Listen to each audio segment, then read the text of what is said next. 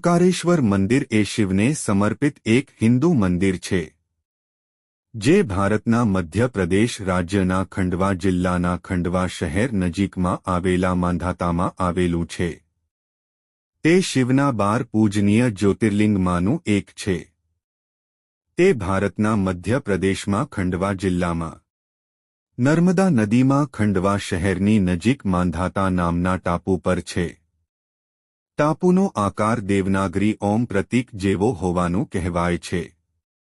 અહીં શિવના 2 મુખ્ય મંદિરો છે. એક ઓમકારેશ્વર જેના નામનો અર્થ થાય છે ઓમકારનો ભગવાન અથવા ઓમ ધ્વનિનો ભગવાન અને બીજું અમલેશ્વર જેના નામનો અર્થ અમર ભગવાન છે. મુખ્ય ભૂમિ પર નર્મદા નદીના દક્ષિણ કાંઠે સ્થિત છે. શિવ પુરાણ અનુસાર એક વખત બ્રહ્મા અને વિષ્ણુ વચ્ચે સૃષ્ટિની સર્વોપરિતાના સંદર્ભમાં દલીલ થઈ હતી.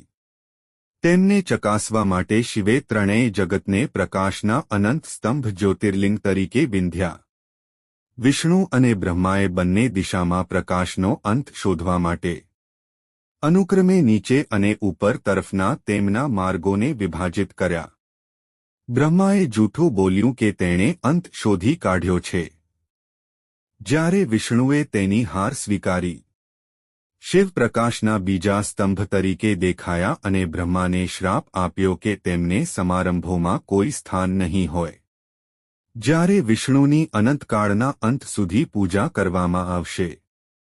જ્યોતિર્લિંગ મંદિરો તે સ્થાનો હોવાનું માનવામાં આવે છે જ્યાં શિવ પ્રકાશના જ્વલંત સ્તંભ તરીકે દેખાયા હતા.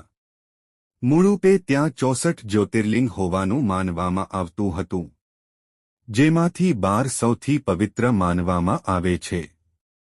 ઓમકારેશ્વર મંદિરની અંદર જ્યોતિર્લિંગનું વર્ણન ગોળાકાર કાળા પથ્થર તરીકે કરવામાં આવ્યું છે, જે શિવના સ્વરૂપનું પ્રતિનિધિત્વ કરે છે અને તેની નજીક એક સફેદ પથ્થર છે, જે શિવની પત્ની પાર્વતીનું પ્રતિનિધિત્વ કરે છે.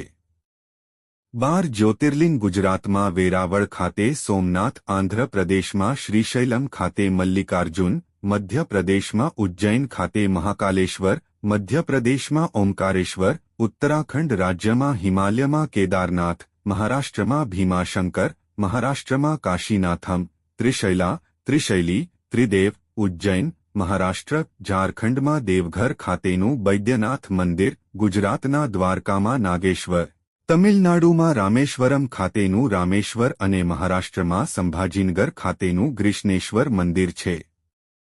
હિન્દુ દંતકથા અનુસાર વિંધ્યાચલ પર્વતમાળાને નિયંત્રિત કરતા દેવતા પોતાને કરેલા પાપોમાંથી પ્રાયશ્ચિત કરવા માટે શિવની પૂજા કરતા હતા.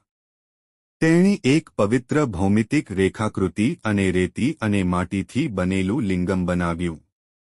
શિવ પૂજાથી પ્રસન્ન થયા અને માનવામાં આવે છે કે તેઓ ઓમકારેશ્વર અને અમલેશ્વર નામના 2 સ્વરૂપોમાં દેખાયા હતા. માટીનો ટેકરા ઓમના રૂપમાં દેખાયો હોવાથી આ ટાપુ ઓમકારેશ્વર તરીકે ઓળખાવા લાગ્યો. મંદિરમાં પાર્વતી અને ગણપતિનું મંદિર છે. બીજી વાર્તા માંધાતા અને તેના પુત્રની તપસ્યા સાથે સંબંધિત છે. ઇક્ષ્વાકુ કુળના રાજા માંધાતા રામના પૂર્વજ એ અહીં શિવની પૂજા કરી, જ્યાં સુધી ભગવાન પોતે જ્યોતિર્લિંગ તરીકે પ્રગટ ન થયા.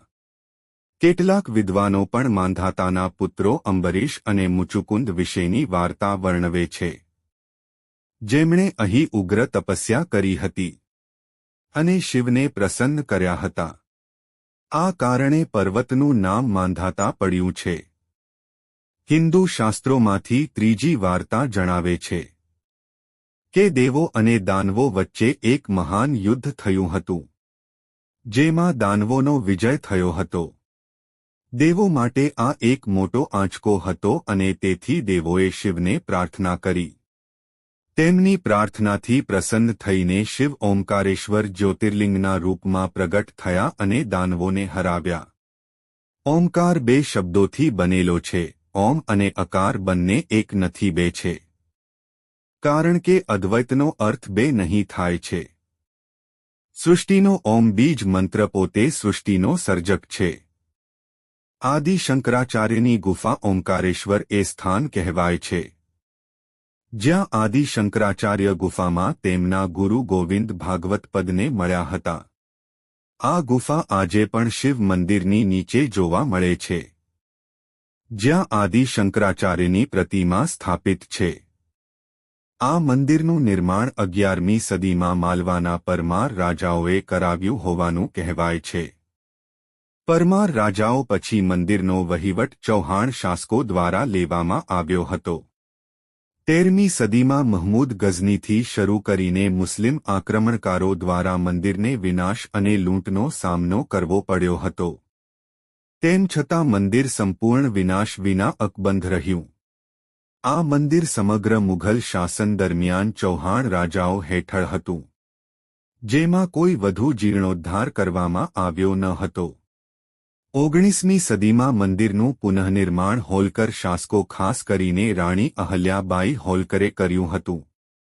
આ મંદિર સંસ્થાનવાદી યુગ દરમિયાન બ્રિટિશ શાસન હેઠળ આવ્યું હતું. 1947માં આઝાદી પછી ભારતીય પુરાતત્વ સર્વેક્ષણ એ ખંડવા પ્રશાસનની મદદથી મંદિરની જવાબદારી સંભાળી. જો તમને આ વિડિયો પસંદ આવ્યો હોય તો વિડિયોને લાઇક કરો અને સબસ્ક્રાઇબ કરો.